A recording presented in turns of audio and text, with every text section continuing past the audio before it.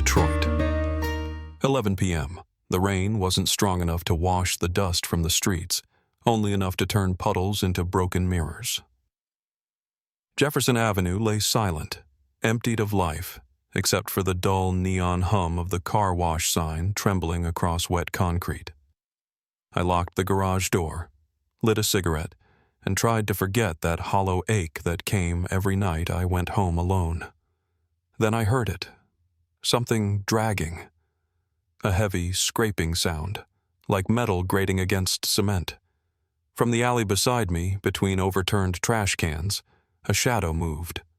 I thought it was a rat, or a stray cat, but it wasn't. A Doberman mother stepped out of the darkness. I had never seen a body so thin, yet so unyielding. Her ribs pushed through her wet, matted coat. Her legs trembled as if each step might shatter her. In her mouth hung a black trash bag, torn, dripping, heavy. She dragged it inch by inch, no barking, no whining, no pause. Every step splashed a mix of mud and blood. I froze. Every sense in me locked tight. When she came close, I saw her eyes, deep, black, terrified, yet burning with something fierce. Not the eyes of a dying creature, but of a mother begging someone to believe in her. And then, something no one could ever be ready for. She stopped right in front of me, lifted one trembling paw, and placed it against my pant leg. A single touch, fragile, shaking. But it spoke louder than anything I'd ever heard from another human being. I knelt down. Her paw was ice cold. The rain kept falling. The trash bag on the ground moved. In that moment, I wasn't myself anymore. I was just one instinct. Open it. I tore through the mud-caked plastic, and my chest collapsed inward. Inside were 5 newborn puppies, skin raw and pink, still tangled in afterbirth. One didn't move. Another barely twitched, mouth opening soundlessly. It was both sacred and cruel, life and death tangled in one shivering breath. Amid the garbage, the blood, and the rain, something was still fighting to live. I fell to my knees. "Oh, God," I heard myself whisper. Then I looked up at the mother. She didn't bark, didn't step forward. She just stood there, shaking all over, eyes pleading. "Please, help me." I pulled off my jacket, wrapped the tiny bodies inside, then took off my belt and tied it gently around her belly to cover the open wound I hadn't noticed before, a bleeding line along her right flank. I didn't understand how she was still standing. Didn't understand how she had carried that bag across half the city. Didn't understand how she had chosen to live just to bring her babies to someone, anyone, who might care. When I rose, she tried to rise too, wobbly but determined. She didn't leave my side. I understood then. She wasn't giving them to me. She was coming with me. Under the pale streetlight, in the drizzle of Detroit, 2 figures, one man and one mother dog, walked side by side down the empty street. No words, only the sound of rain, the faint breath of fragile life, and the frantic beating of my own heart. I clutched the bundle against my chest, feeling their tiny warmth, and one thought burned in my mind. Who threw them away like trash? And worse, how many of us have grown used to looking away? I still don't know who was saved that night. The dog, or me? Because sometimes the thing buried alive isn't a body. It's a person's faith in kindness. And that night, in the rain-soaked streets of Detroit, a mother Doberman dug it back up and made it breathe again. I live on the ground floor of an old apartment building on the east edge of Detroit. My window looks out onto a cracked parking lot where the tall street lamps cast a tired glow, as if the city no longer has the strength to shine. Inside, my apartment holds only 2 things I'd ever call companions. a torn leather chair, and a cold coffee pot. I had grown used to the silence, until that night. When I pushed open the door, Raven, yes, that's what I called her, collapsed onto the wooden floor. Her breath came heavy, each draw pulled from some far-off place. I set the black trash bag down and opened my coat. 5 tiny bodies lay curled inside, wrapped in cold afterbirth. One didn't move. I laid Raven near the electric heater, pulled a stack of clean towels from the closet, warmed them, and spread them across an old cardboard box. My hands were trembling, not from the cold, but from the feeling that I was holding the line between life and death. Raven watched me without looking away. No fear, no attack, just watching, like I was the last choice she dared to trust. I bent down and whispered, "It's okay." "You're safe now," Raven answered with a heavy breath, then gently licked the back of my hand. That touch, warm, weak, made me turn my face to swallow my tears. I poured warm milk into a cup, pulled out the soft syringe I'd once used when caring for my own son. The one thing I could never throw away. One drop at a time, I fed the milk to each puppy. The first twitched. The second swallowed, its tiny belly rising. The third, the smallest, stayed silent. I rubbed its chest with 2 fingers. 1, 2, 3. Nothing. I kept going, my hands cramping, sweat dripping from my forehead. Outside, the rain kept on. Each drop strikes the tin roof like a clock ticking down. "Come on, little one. Don't give up," I whispered, though I knew it couldn't hear me. And then, a movement no bigger than dust in sunlight. Its chest lifted, a thin breath escaped. I froze, looked at Raven. Her ears stood up, eyes lighting with the oldest spark of life. She crawled closer, licking the tiny chest, trembling but steady. For the first time in years, a soft sound filled my apartment. The sound of breathing, human and animal, blending with the rain. Amber light from the heater pooled across the floor. On the peeling wall, our shadows reflected. Raven and me, 2 worn-out souls who still hadn't given up. I'm not someone who believes in miracles, but when I saw that little body stir under the towel, I knew what had just happened was more than biology. It was well. Raven shifted her body, curling herself around all 5 puppies like a shield. She licked each one, again and again, a motion as old as time. Her breath was weak, but steady. The room, once only rust and cigarette smoke, now smelled of milk, of warm skin, of life. I leaned against the wall, watching her, and realized it had been a long time since I'd been afraid of losing something. When I lost my wife and son, every feeling I had seemed buried under cold earth. But now, just watching Raven breathe, I felt fear again, a pure fear closer to love than despair. The clock on the wall read 2:37 a.m. Outside, Detroit was still. Inside, 5 tiny lives slept in a cardboard box, and I, the man who thought he'd died inside long ago, sat guard like a gatekeeper for a miracle. I heard the rain slow, then stop, and somehow that heavy, familiar emptiness inside me stopped with it. In its place was a thin, uncertain warmth, enough to make me believe the sun might truly rise tomorrow. I looked at Raven one last time before closing my eyes to rest. She was dozing, exhausted, her lips trembling slightly with each steady breath. I whispered, "Sleep, girl. Tomorrow will be different." I still don't know who saved whom that night. Did I rescue her from the garbage outside, or did she rescue me from the silence that had buried me for 3 years? But I know one thing. Tomorrow morning, I'd find a vet. She had trusted me enough to walk through the rain. Now it was my turn to trust in something bigger than myself. Morning in Detroit smelled of motor oil, exhaust, and cheap coffee from the corner diner. I set the cardboard box on the passenger seat.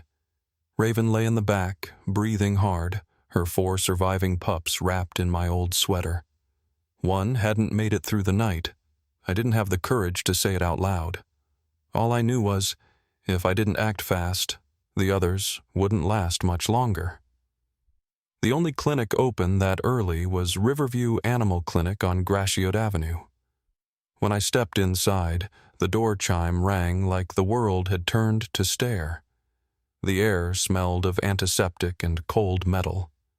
A platinum-haired nurse looked up, her eyes flicking to the bundle in my arms, then freezing, as if she'd seen something she wasn't ready to see.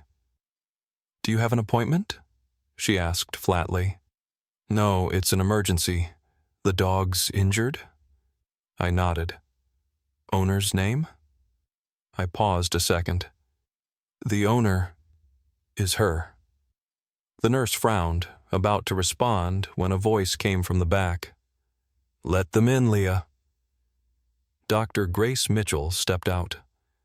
Her lab coat was stained with coffee, her face drawn from another sleepless night, yet her eyes were sharp, kind in the way that doesn't need effort.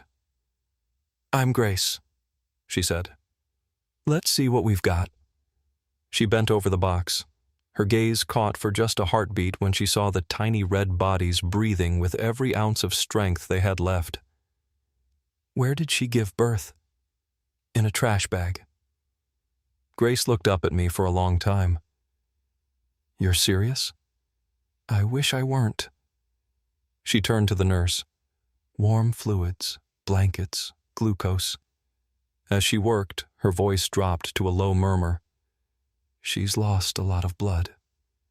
Possible infection. The puppies are undernourished and hypothermic.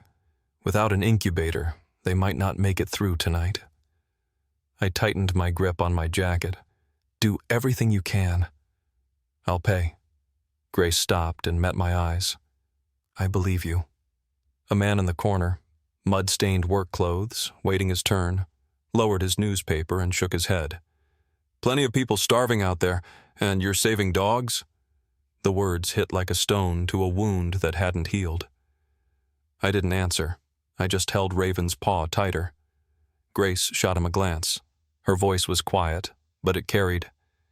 "Everyone chooses what they save." Don't judge that Nurse Leah brought a small blanket and laid it beside Raven. Raven lifted her head with effort, licked her lips, then rested her chin on the box's edge. Her eyes drooped, exhausted. Grace touched her neck, checking for a pulse. "She's fighting. But she could lose at any moment." I swallowed hard. "If she does, I'm not letting her die alone." Grace said nothing, just nodded. Then she hung a bag of fluids and slid the needle into the vein of Raven's hind leg. "She'll need broad-spectrum antibiotics, glucose drip, light deworming, and vitamin B. The cost—" "I don't care," I cut in. "Just do it." Grace smiled faintly. "I wasn't talking about money. I just wanted you to know. Not everyone says that." While we waited, I stepped into the hallway. Outside the glass, Detroit stayed cold. People hurried past, eyes down, each locked in their own world. A bus rolled through, splashing water across the curb. In that puddle, I saw our reflection. Me and Raven, 2 souls that didn't quite belong anywhere. Through the window, I watched her lying still, breath slow but eyes open. That look hit me hard. She wasn't begging. She wasn't accusing. It said only one thing. "I trust you." "Don't turn away." Footsteps approached behind me. Grace again. "You can take her home," she said. "Keep her warm. Feed the pups every 2 hours. I'll give you meds, fluids, and my emergency number. If she spikes a fever, call me. And," she hesitated, "Detroit's a cold city, but there are still people like you warm enough to change one small corner of it. Don't forget that I carried Raven back to the car and laid her beside the box. The smell of antiseptic clung to my sleeves, mixing with the scent of wet fur and milk. When I started the engine, a gust of wind rattled the door. Raven lifted her head, meeting my eyes in the rearview mirror. And in that gaze, I saw something new. Not the look of a creature abandoned, but of a mother who had just won back her right to live. 3 days had passed since I brought Raven home from the clinic. I lived like a watchman guarding her breath. Every 2 hours, I got up, mixed milk, changed towels, and checked her temperature. Sometimes I'd fall asleep on the floor, but the moment I heard Raven whimper, I was on my feet again, like a soldier answering an alarm. She was improving. Her skin grew warm, her eyes stayed open longer, and every time she looked at her pups, she forced herself up just enough to lick them. I've come to believe that anyone who's ever seen a dying creature still choose to care for something weaker than itself will never again take life lightly. But the world outside doesn't think that way. That afternoon, while I was hanging a few washed towels on the railing, Mr. Hal, the building manager, showed up. A man in his 60s, belly pushing against his belt, voice roughened by cigarettes. He believed rules were the only thing keeping the city from collapsing. He pointed to the milk jugs and dog food bags by my door. "Brooks, this is an apartment building, not a kennel." "I know. It's just temporary. Once Raven's stronger, I'll—" He cut me off. "Neighbors are complaining. Barking, smell, violations. If animal control hears about it, they'll come." I swallowed hard. "I won't let them take her." "That's not your call," he said, turning away. Then he tossed it over his shoulder, cold as iron. 3 days. Get them out." I stood there, watching his shadow disappear down the stairwell, his shoes slapping against wet concrete. Something stirred in me. Not anger, but an old fear returning. 3 years ago, when I lost my wife and son, people told me something similar. You can't keep them. They have to go same tone, same authority. That same helpless obedience is expected of grief. That night, Rain returned to Detroit. I didn't sleep. Raven lay curled around her pups, breathing steadily. The electric heater cast the room in amber light. I sat by the door, a cold cup of coffee in my hand, thinking how the world seems terrified of fragile things, like compassion is some kind of contagious disease. Then came 3 knocks, short, dry, final. I cracked the door open. It was Mrs. Margaret, the upstairs neighbor, her robe tied tight, a Bible in her hand. "Mr. Brooks," she said, "I hear you're keeping sick dogs. Aren't you afraid of disease? There are children on the 3rd floor." I looked at her, the weathered face of someone who's lived long enough to forget how to look at kindness without suspicion. "They're not dangerous," I said softly. "You say that, but disease can spread." She stopped. I opened the door wider. The yellow light spilled into the hall. Raven lay on a blanket, thin but steady, her body curved protectively around her 4 nursing pups. They twitched and whimpered, tiny sounds you could only hear if your heart was still warm enough to notice. Mrs. Margaret froze. Her knuckles whitened around the Bible. I whispered, almost afraid to break the air. "You don't have to like me. Just don't hate this." The words made her flinch, eyes blinking fast. She looked down again, longer this time. Then she turned without a word and walked away. The next morning, when I opened the door, a bag of clean towels sat neatly on the mat. No note, no name. Just the faint scent of lavender in the fabric.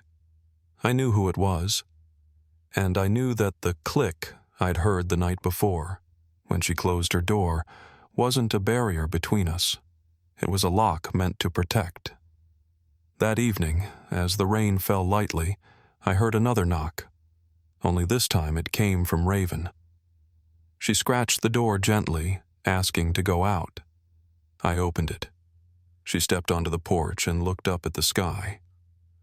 The night wind carried the scent of wet earth, garbage, and exhaust. Raven stood still, head raised. She had once lain among trash, been buried, abandoned. And yet now, she looked up, neither afraid nor bitter. I realized then that real strength is never loud. It's just a small, living soul standing in the rain, still believing in tomorrow. I closed the door. The latch clicked softly, a sound that rang like a vow. That no matter how harsh the world outside might be, behind this door, no one would ever be left behind again. Night 4. The whole building was silent. Only the patter of rain on the tin roof and Raven's ragged breathing filled the dark. She'd started panting fast, mouth open, tongue dry, a trace of red seeping from her nose. When I touched her, her body burned. Her skin was slick with sweat.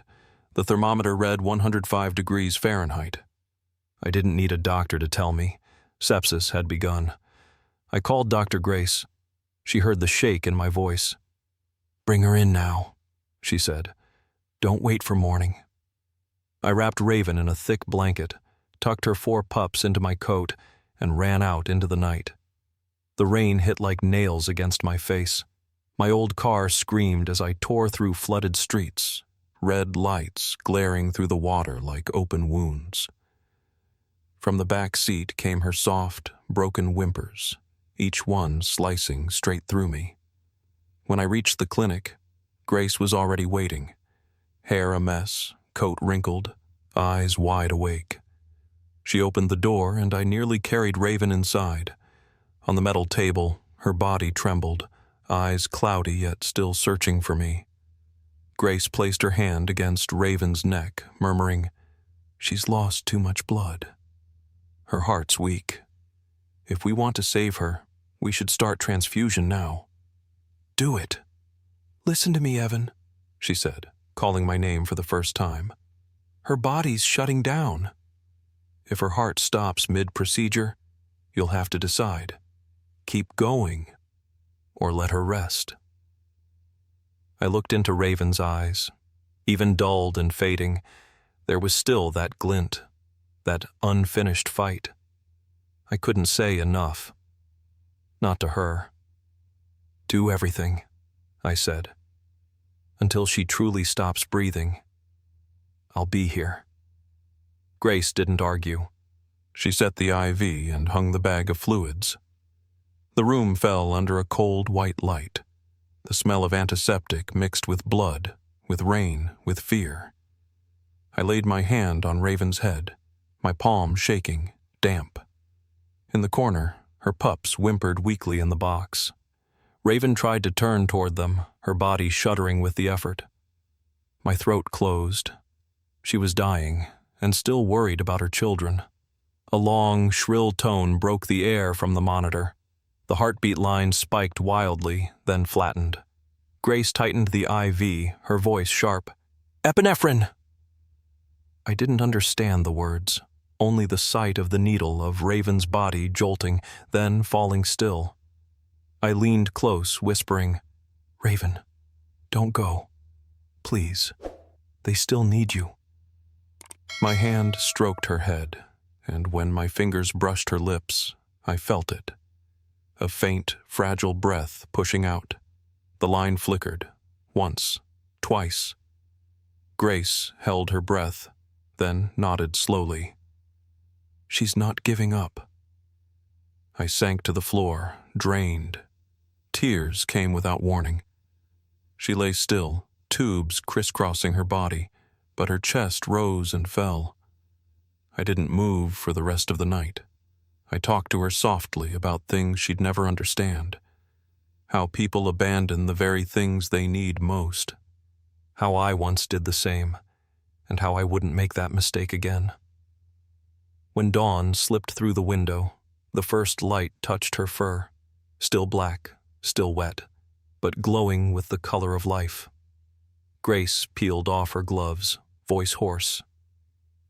"If she makes it through today," she said, "I'll start believing in miracles." I looked at her and said, "I already do." I started the first night it rained. Then I turned to Raven. Her eyes opened, her head lifted slightly. A weak breath, but real. I smiled. No words were needed. We both knew. That night, she had won. 2 days later, Raven was strong enough to stand. She took a few steps around the cardboard box, licked her sleeping pups, then looked at me, as if to ask, "We did it, didn't we?" I nodded, though I knew deep down the fight wasn't over. On the 6th night, while I was preparing to feed them, one of the pups stopped nursing, the smallest one, the weakest, sparse fur, hollow belly. I cupped it in my hands, warmed its body, fed it drops of milk through a syringe. But there was no response. Raven watched me, eyes heavy with worry. She moved closer, nudged the tiny one toward its siblings, then curled herself around all of them, wrapping her body to share her warmth. I understood what she was doing, giving it the last heat she had to give. I sat there, watching its breath fade until there was none left. No sound, no twitch, only the quiet grace of something leaving without wanting to disturb the world. The next morning, Detroit woke under a rare, clear sky. I took a small garden trowel and dug a hole beneath the elm tree in front of the building. The soil was soft, damp, smelling of mud and old iron. I placed the tiny body inside, wrapped in a white cloth, and covered it with earth. Raven sat beside me, head bowed low. When I set a small stone over the mound, she leaned forward and touched her nose to the dirt. No crying, no prayer. Just a man and a dog, silent before a truth both understood. We can't save them all, but we must love as if we can. That afternoon, there was a knock on my door. I opened it to find Kayla, the single mother from the 3rd floor, and her little boy, Eli, about 7 years old. He stood behind her, wide-eyed, half hidden in her shadow. Kayla spoke softly. "I heard you have puppies." "Eli. He hasn't spoken in 2 years, since his father left. Maybe a little one could help." I glanced at Raven. She lifted her head, looked at me, then at Eli, and somehow I knew she understood. I set the box down on the floor. A small black and tan pup, the smallest of the 4 left, crawled to the edge, stumbled forward, and wobbled toward Eli. The boy knelt, resting his forehead on the puppy's back. Then something happened that no one expected. A sob escaped him, then turned into laughter. The laughter of a child I thought had forgotten what laughter was. Kayla covered her mouth, tears streaming down her face. From across the room, Raven lifted her head, eyes soft and glowing, like fire after rain. I couldn't speak. I just knelt beside them, placed my hand gently on the pup's head and whispered, "It's all right. You've got a home now." When they left, I sat on the floor, watching the evening light spill through the window, draping over Raven and the 3 remaining pups. No one said a word, but I knew. A part of her had gone with that little one. Not in death, but in continuation. I picked up a pen and wrote on the wall in shaky letters, "What's thrown away isn't always lost." I didn't write it for myself, but for whoever might stand in that room after me, so that if they ever read it, they'd know. Once, in this place, there lived a mother Doberman who taught me that love doesn't need to be loud. It just needs to never give up. A month had passed since the day I wrote those words on the wall. Raven recovered slowly. The scar along her side had healed, but she was never as strong as before. Each morning she would lie on the porch, watching her 3 pups tumble across the yard. her eyes gentle and tired. The first rays of sunlight touched her black and tan coat, and it felt as if the sun itself was consoling a soldier who'd survived the war. The city remained the same, old, cracked, gray, but something in it had quietly shifted. Neighbors began to stop by, bringing bread, milk, and even small toys for the pups. Mr. Hal, the same man who once threatened to evict me, stood awkwardly at the door one morning, holding a bag of dog food. "My daughter says, these dogs deserve the good stuff," he mumbled. I nodded without a word, because, truthfully, I didn't know how to describe what I felt, that somewhere inside this weary city, a small corner had learned how to love again. Then, one afternoon, Raven didn't come out to the porch. She lay in the corner, her breathing so faint I had to place my hand on her chest to feel it. Her 3 pups huddled close, whimpering softly. I knew, this time she wasn't fighting to live, but to leave properly. I sat beside her and stroked her head. She opened her eyes, looked at me, then at her pups. There was no fear there, only the calm of someone who had fulfilled a promise. I whispered, "You saved them. And you saved me." She pressed her nose into my hand, exhaled a long, warm breath, and then closed her eyes. No pain, no sound, just the quiet of a soul that knew it had done everything it came to do. I carried her outside, beneath the elm tree where we had buried her first pup. The earth was soft, the light gentle. I dug with my hands, laid her down, wrapped in the same blanket she had used to hold her pups that first stormy night. When I covered the last handful of soil, Eli and Kayla appeared. The boy carried the puppy Raven had given him. He placed a smooth stone on the mound and whispered, "Thank you." His voice was rough, small, but it was the first full sentence I had ever heard him speak. I couldn't say anything. I just bowed my head. And in that moment, I understood what Raven had been teaching me all along. Love doesn't vanish. It only changes form, so it can keep going. A week later, someone painted the back wall of the building. A massive graffiti mural. A mud-covered Mother Doberman, a torn black trash bag in her mouth, eyes burning like embers. Below it, in shaky white letters, were the words, "The world tried to bury her, but she chose to love instead." People stopped to look. They took photos. They asked about the story, and I told it, again and again, always the same way. About a rainy night, a dying mother dog who touched my leg, and how, from that touch, everything changed. The story spread. A rescue group was formed, Raven's Promise, to help abandoned animals. People who once turned away now brought food, blankets, and donations, and whenever someone asked me why, I always said, "Because a dog once taught me that love doesn't need conditions. You just have to stop and listen." On the last night of that month, I sat on the porch, watching the streetlight glow across the wall with her mural. The 3 puppies slept at my feet, their breathing steady and soft. The wind carried the scent of earth and lavender from the towels Mrs. Margaret had once left at my door. I closed my eyes, and in the quiet, I could almost hear the faintest footsteps. Then a warm breath brushed across my hand, just like that first night. I smiled. "Sleep well, Raven. Thank you for never giving up. Somewhere out there, I know there are still others like her. Fragile souls walking through the rain, waiting for someone to stop. This story isn't just about a mother dog who was buried alive. It's about the small miracle that happens when we let our hearts open. One gentle touch on the leg, and my entire world changed. I don't know where you're listening from tonight. In a quiet room, or maybe on your way home.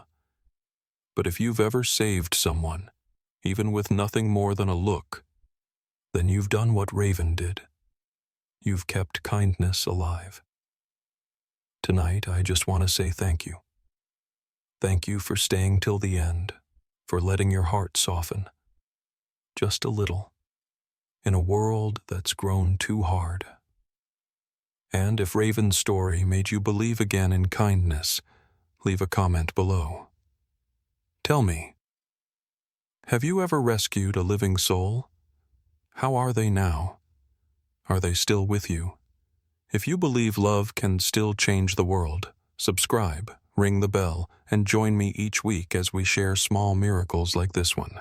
Because who knows, next time, the miracle might be your story.